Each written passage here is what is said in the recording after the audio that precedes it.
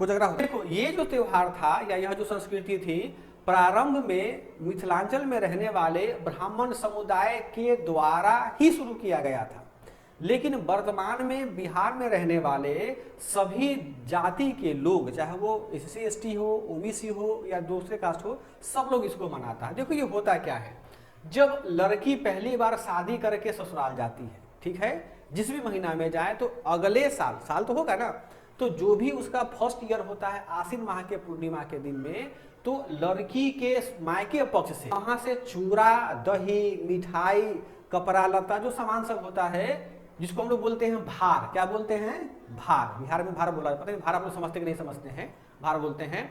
तो लड़की के पक्ष से उनके पिता, भाई या जो भी मौसा में लोग, वो लड़के के पक्ष में जाते हैं, लड़के के यहाँ लेकर के जाते हैं, ठीक है। और वहां पर जाते हैं तो उसी दिन लक्ष्मी और गणेश की पूजा हुआ मतलब होता रहता है, ठीक है। वो सिस्टम बना हुआ है, ब्राह्मण लोगों का पूजा होते रहता है।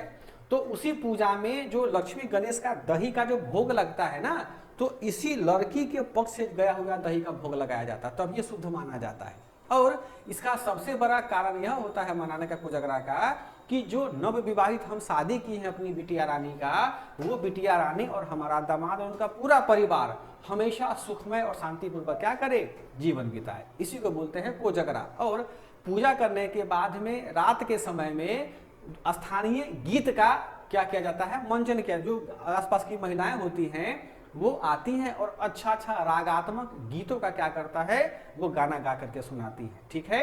और वो गीत बेसिकली बहुत सारा रिचुअल से जुड़ा हुआ होता है, सुख से, संपत्ति का, संतान प्राप्ति का, बहुत प्रकार से वो जुड़ा हुआ संगीत होता है। इसी को बोलते हैं कोजगरा। और कोजगरा सामान्य रूप से लड़की के पिता के द्वारा ही किया जाता है।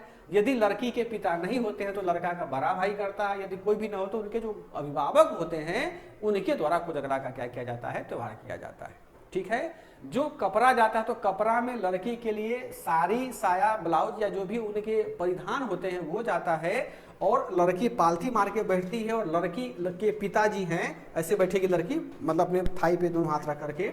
लड़की के पिताजी क्या करते हैं, उसको ये साड़ी को उठा करके, कपड़ा उठा करके उसको देते हैं। हमारी बहन को पिताजी दिए थे तो देखे थे, हम पूछे कि कौन सा सिस्टम चल रहा है मम्मी, साड़ी ऐसे दी, तो बोली ना सिस्टम चल रहा है, ये रिचुअल्स होता है कपड़ा का, है ना। और फिर जब वो पूजा खत्म होता है और रात में जो संगीत का कार्यक्रम होता है गाने का, तो वो लड़की कपड़े को चेंज करके यही पिता के द्वारा दिया गया कपड़ा को पहन करके, साड़ी को पहन करके वो ये करती है। और पिताजी जब उसको उस नए कपड़े में पहन करके देख लेते हैं तो वो वापस चले जाते हैं, वो रात को रुकते नहीं है, सिस्टम है उसका।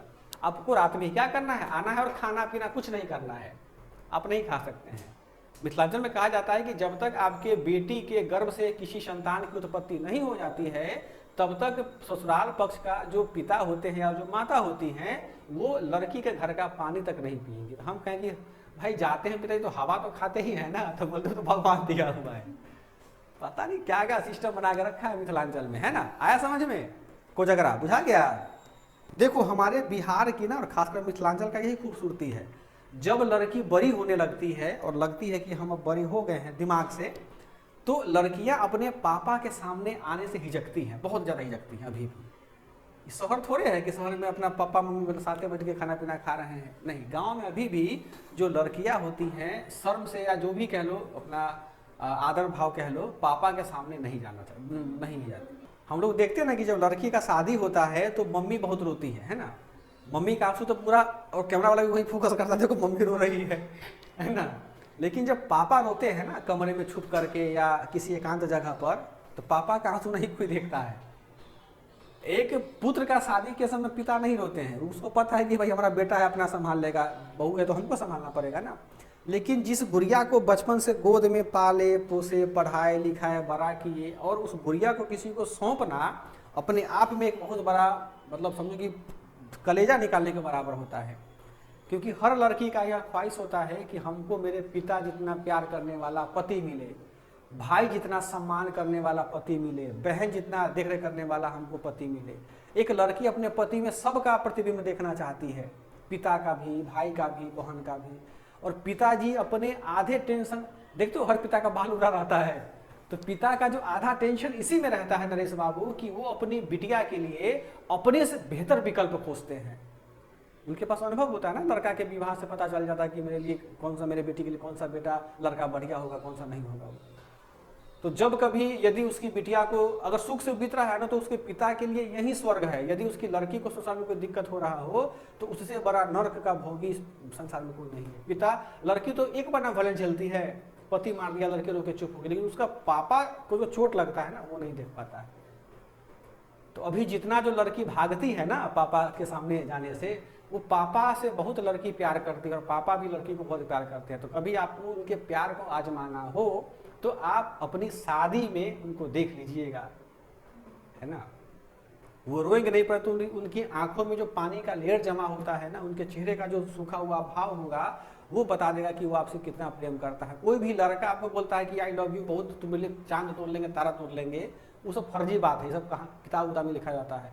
जितना मोहब्बत तुम्हारा पिता करता है किसी लड़की को ना, उतना मोहब्बत कोई लड़का नहीं कर सकता है जीवन में, कोई नहीं कर सकता है, वो हकीकत बात है। तो हमारे हिंदुस्तान में और हमारे बिहार में खास करके ये रिचुअल्स होते हैं, ये रिचुअल्स माना जाता है, उसको लोग फॉलो भी करते हैं, ठीक है।